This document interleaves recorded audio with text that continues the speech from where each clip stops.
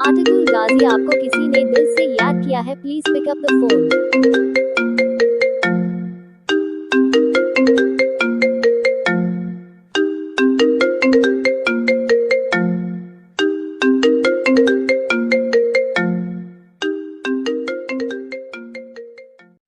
किसी भी मोबाइल की रिंगटोन के साथ अपने नाम की रिंगटोन बनवाने के लिए अपना नाम कमेंट में लिखें और चैनल को सब्सक्राइब जरूर करें।